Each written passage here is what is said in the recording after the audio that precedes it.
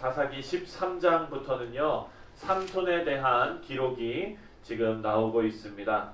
어제 본문 말씀 묵상한 말씀에서는 하나님의 사자가 이 마노아 부부에게 나타납니다. 그래서 블레셋의 억압에서 너희가 낳은 아들 삼손이 태어나고 그리고 그가 그 억압에서부터 구원할 것이다 라는 것을 이제 미리 이야기하는 예고하는 그런 장면이 나옵니다. 마노아는 아내로부터 이 소식을 듣고 그리고 또 기도합니다. 여호와의 사자를 다시 보내달라고 기도를 합니다. 그리고 여호와의 사자가 다시 나타나서 마노아를 만나서 이 아이를 어떻게 키워야 하는지에 대해서 말씀하는 장면이 나오는 것입니다. 여러분, 이 내용에서 마노아의 신앙이 참 순수했다라는 것을 우리가 알 수 있습니다. 하나님의 뜻에 대해서 전해 들었지요. 자기 아내로부터 전해 들었습니다.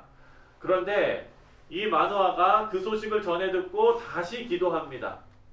하나님의 사자를 다시 만나고 싶은 겁니다. 왜 그랬을까요? 오늘 본문에 보니까 하나님의 뜻에서 전해 들은 이 마노아는요, 이 아이를 어떻게 키워야 하는지를 하나님 앞에 물어보고 싶은 겁니다. 여러분, 우리도 이와 같이 순수한 신앙이 우리에게 있어야겠습니다. 우리의 삶을 살아가는데 어떻게 살아야 하는지, 우리의 자녀들을 키워내는데 어떻게 우리의 자녀들을 키워내야 하는지, 인생의 모든 것을 하나님 앞에 가져나가는 이런 순수한 신앙, 이런 순수함이 우리 모두에게 있으시기를 주님의 이름으로 축원드립니다. 우리가 이렇게 살아보고 어떻게 살다가 안 되면 하나님 도와주세요가 아니라 우리의 전반의 모든 것을 하나님 앞에 가져나가는 신앙입니다. 여러분, 지금 마노아가 살고 있는 이 시대는요, 이런 신앙을 찾아볼 수가 없는 어두운 시기였습니다. 이런 신앙을 찾아볼 수 없을 정도로 영적으로 타락했고 그리고 어두웠던 시기였습니다. 사람들이 다 각자 자기가 원하는 대로 살아가던 때였어요. 하나님을 잊어버리고 자기가 생각하기에 옳다고 느끼는 대로 행동하고 그렇게 믿고 살던 시기였습니다. 그래서 자기에게 유익이 되는 것 같은 신을 믿는 우상 숭배를 하는 그런 시기였죠. 여러분, 오늘날 시대를 한번 보십시오. 묘하게 닮아 있습니다. 하나님을 믿는 이 귀한 신앙을 이제는 배척하고 그리고 공격하는 시대가 되었습니다. 세상은 기독교에 우호적이지 않지 않습니까? 그리고 여러분 또 어떻게 생각합니까? 각자 자기가 옳은 대로, 내가 생각하기에 내 삶이 행복하다 느끼는 대로 다 살아갑니다. 이것이 지금 사사시대와 오늘을 살아가고 있는 지금 이 시대가 닮은 점입니다. 그런데 여러분, 그런 사사시대나 지금의 오늘날의 이 시대나 마노아는요, 정말 귀하고 순수한 신앙을 지키고 가지고 있었다는 겁니다. 그런 얘기는 뭐냐? 그런 환경에도 불구하고 마노아는 이런 귀한 신앙을 지켜낼 수 있었다는 것. 우리도 오늘의 환경이 신앙을 지켜나는데 참 어렵고 그리고 도전이 되는 그런 시대를 살아가고 있는데, 이런 시대에서 오늘 주시는 이 말씀이 저와 여러분에게, 우리 그리스도인들에게 정말 귀한 길잡이가 되시기를 주님의 이름으로 축원드립니다. 17절 말씀을 다 같이 한번 읽겠습니다. 17절입니다. 17절 시작. 마노아가 또 여호와의 사자에게 말하되 당신의 이름이 무엇이니까? 당신의 말씀이 이루어질 때에 우리가 당신을 존귀히 여기리이다 하니. 여러분, 17절 보면은요, 하나님께서는 우리가 알지 못하는 방법으로 우리를 도우시는 것을 우리 볼 수가 있습니다. 마노아는요, 여호와의 사자에게 이름을 물어봅니다. 왜냐하면은 15절 말씀을 보면은요, 15절에 마노아는 여호와의 사자를 대접하고 싶어해요. 그래가지고 주의 종을 대접한다, 뭐 이런 느낌이겠죠. 그래가지고 음식을 해갖고 나오고 막 이렇게 그 대접을 하려고 합니다. 그랬는데 여호와의 사자가 먹지 않겠다고 말합니다. 번제를 준비하려거든 여호와께 드려라 이렇게 말합니다. 그래서 여러분, 이 마노아는요, 지금 이 사람에게 이 여호와의 사자에게 좀 대접을 하고 싶었는데 안 먹는다고 하니 이름이라도 알려주십시오. 나중에 우리 아이가 태어나면은 좀 대접을 하고 싶습니다. 이게 좀 감사의 표현을 하고 싶습니다. 이런 거예요. 여러분 그런데 18절에 보면은요. 여호와의 사자가 자신의 이름을 뭐라고 말하냐면은 기묘자라라고 말합니다. 여러분 기묘는요. 인간의 능력을 초월하는 것이라는 뜻입니다. 인간의 능력으로는 이해할 수도 없고 접근할 수도 없는 그런 영역을 뜻하는 단어입니다. 여러분 히브리 문화에서는 이름은요 그냥 이름이 아니라 그 사람의 본질과 속성을 나타내는 것입니다. 따라서 여호와의 사자가 그 이름을 기묘자라고 한 것은 그 존재가 이름이 기묘자가 아니라 그 존재가 만화가 감히 상상할 수도 없는 그 정도로 감히 이해할 수도 없는 정도라는 의미입니다. 하나님께서는요 이 이름의 의미처럼 우리가 알 수도 없고 상상할 수도 없는 방법으로 역사하시는 그런 하나님이십니다. 여러분 어제 주일 말씀에서도 우리가 함께 배웠습니다. 야이로의 생각대로라였다면 어떻게 하시는 겁니까? 예수님께서 빨리 자기 딸한테 가서 빨리 그냥 고쳐주시는 이것을 기대하고 이것을 생각했겠죠. 그것을 원했겠죠. 그런데 예수님께서 가는 길에 혈류병 걸린 여인도 고치시고 그냥 천천히 가시다가 딸이 죽었어요. 이 야이로의 입장에서는 상상할 수 없는 일입니다. 그리고 딸이 죽기 전에 고쳐주셨어야 이 야이로의 입장에서는 뭔가 자기가 상상한 대로 예수님께서 오셔가지고 뭐가 되는 건데 예수님께서는 이 야이로의 상상과 전혀 반대로 천천히 가시고 딸이 죽은 후에 살려주시는 그런 일이 벌어졌습니다. 여러분 인간인 야이로의 생각으로는 이해가 가지 않습니다. 하지만 하나님께서는 오늘 본문에서도 그렇고 어제 주일 말씀에서도 그렇고 그런 방법으로 우리를 도우신다는 것입니다. 우리 사랑하는 성도님들, 우리가 이해할 수 없는 일들이 우리 가운데 있습니다. 하지만 여러분 이 모든 것이 하나님의 완전한 섭리 가운데 이루어지고 있음을 믿으시기 바랍니다. 그래서 우리가 잘 살고 있는 건지를 확인할 수 있는 지표는요. 우리의 삶이 어려움 없이 잘 가고 있는가가 그 지표가 아닌 거예요. 우리의 삶이 어려움 없이 잘 가고 있으면은 내가 올바로 하나님 앞에 잘 살고 있구나 라는 것을 확인할 수 있는 방법이 아니라는 겁니다. 왜? 하나님께서 우리가 상상하지 못하는 방법으로 우리를 도우시기 때문입니다. 그래서 우리가 우리의 삶에서 잘 살고 있는지 하나님 뜻대로 잘 가고 있는지를 확인할 수 있는 지표는 뭐냐? 바로 하나님의 말씀밖에는 없어요.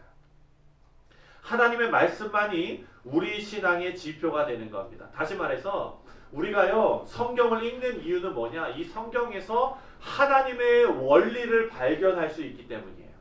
그렇다면 우리가 하나님의 원리대로 성경의 원리로 성실하게 살아가고 있다면 그것이 바로 우리가 이해할 수 없는 방향으로 흐르더라도 우리가 깨닫지 못하는 하나님의 귀한 섭리가 있다는 것을 경험하게 된다는 것을 우리가 알 수가 있는 것입니다. 사랑하는 성도님들, 이것이 바로 영적인 안목입니다. 영적인 안목. 우리는요 신앙으로 우리의 삶을 바라볼 수 있는 영적인 안목이 필요합니다. 마노아는 여호와께 번제를 드렸을 때 불이 제단으로부터 막 올라와가지고 하늘로 올라가는 것을 봅니다. 여호와의 사자도 함께 올라가는 것을 마노아와 마노아의 아내가 같이 보았습니다. 그런데 마노아는요 그거를 보고 두려움에 떨었습니다. 하지만 마노아의 아내는 마노아에게 이렇게 이야기합니다. 23절입니다. 23절을 다 같이 읽겠습니다. 시작. 그의 아내가 그에게 이르되 여호와께서 우리를 죽이려 하셨더라면 우리 손에서 번제와 소제를 받지 아니하셨을 것이요 이 모든 일을 보이지 아니하셨을 것이며 이제 이런 말씀도 우리에게 이르지 아니하셨으리이다 하였더라. 여러분 사실 우리는 이 상황을 그냥 이렇게 대수롭지 않게 넘어가지만 이 사람들한테는요 두려움에 떨 일이었어요. 번제를 드렸는데 불이 그 가운데 나타나가지고 하늘로 올라가고 여호와의 사자도 같이 올라가는 일을 지금 이 두 사람이 같이 목격한 것입니다.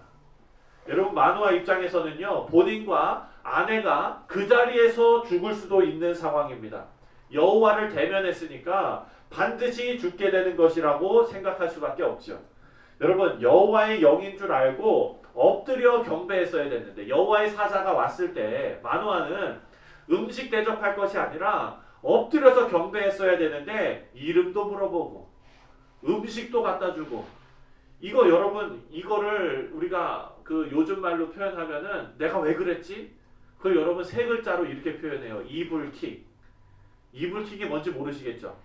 여러분 내가 뭔가 정말 내가 왜 그랬지? 이런 답답함이 있을 때 잠이 옵니까 안 옵니까? 잠이 안 와요. 자려고 이렇게 이불 덮고 누웠어요. 그랬더니 내가 왜 그랬지? 하면서 이불을 차는 거예요. 요즘 사람들이 그걸 그렇게 표현해요. 이불킥. 내가 왜 그랬지? 똑같이 지금 마노아가요 그런 상황이었을 거예요. 여호와의 사자가 왔으면은 엎드려 경배를 했어야 됐는데 저 이름이 뭐예요? 이렇게 물어보고 음식도 갖다 주고 막 이랬으니 얼마나 후회스러웠겠습니까? 그것도 그럴 것이 하나님의 영광을 경험했던 모세가 어떻게 될 뻔했어요? 죽을 뻔했어요. 하나님께서 숨기시고 이렇게 가리지 않으셨으면 죽을 뻔한 거예요. 그랬는데 여러분 이것은 정말 엄청난 사건이거든요. 이렇게 두려움에 떨고 있는 마노아에게 그 아내가 소망과 용기를 전하는 장면이 23절에 나오는 거예요. 여러분 참 마노아는 결혼 잘했어요. 네, 여러분들도 결혼 잘하셨어요. 네, 참 저는요 이 마노아의 아내가 이렇게 고백하고 이야기하는 거에 참 저는 정말 멋있다 이렇게 느끼고요. 참 감동이 됐습니다. 뭐라고 얘기하냐면 이런 거예요. 남편이 이제 다 죽었다 이러고서 이제 떨고 있으니까 아이고 괜찮아요. 우리를 죽이시려고 그랬으면 벌써 죽이셨지. 여러분 이렇게 이야기하는 거예요. 이것이 여러분 참 영적인 안목이 있는 사람이었구나 라는 것을 알게 해줍니다. 이 여호와의 사자가 하늘로 올라가는 일을 마노아만 보았습니까? 아니에요. 마노아하고 그의 아내가 동시에 같이 보았습니다. 여러분 같은 상황을 똑같이 경험했는데도 한 사람은 이제 다 죽었다 그러면서 엎드러지는데요, 한 사람은 걱정하지 말라고 용기를 복돋아 주는 겁니다. 여러분 그 상황을 받아들이는 태도가 너무나 달라요. 당장 현실에 매몰되어서 상황만 바라보고 당황해서 아무것도 못하는 것이 아니라, 다시 말해서 육적인 안목으로 우리의 삶을 바라보는 것이 아니라 영적인 안목으로 현실을 바라보면서 하나님의 뜻을 분별할 줄 아는 모습을 이 마노아의 아내가 보였던 것입니다. 여러분 영적인 안목이 있으시기를 주님의 이름으로 축원드립니다. 비즈니스를 하실 때도요, 비즈니스의 안목이 있어야 그 사업을 잘 하시잖아요. 그러시죠? 다 경험해 보셨잖아요. 예. 여러분 그 안목은 어디서 나옵니까? 비즈니스의 안목이 어디서 나올까요? 저는 경험에서 나온다고 생각을 합니다. 시대를 읽고, 그리고 내가 할 수 있는 것을 알고, 그리고 이 시대에 내가 할 수 있는 이것을 하면은 잘 될 것이다 라는 어떤 사업의 안목이 있으신 분들은 이런 흐름을 읽지 않습니까? 마찬가지로 영적인 안목도요 그렇게 나오는 것 같습니다. 하나님을 알고, 그리고 내 자신을 알고, 내 자신이 하나님 앞에 아무것도 할 수 없는 존재라는 것을 알고, 하나님께서 주신 이 말씀의 원리를 찾아서 그 원리대로 살아가는 것, 그것이 여러분 바로 영적인 안목입니다. 우리 사랑하는 성도님들, 이런 영적인 안목을 갖는 것은요 정말로 큰 축복입니다. 우리의 삶을 바라보는 눈이 달라지는 것입니다. 간절히 바라고 원하기는요, 우리 모두가 이런 영적인 안목을 가지고 우리의 삶을 바라보면서 하나님께서 기뻐하시는 길로, 의의 길로 성실하게 걸어가시는 우리 모든 주의 백성들 다 되시기를 주님의 이름으로 축원드립니다.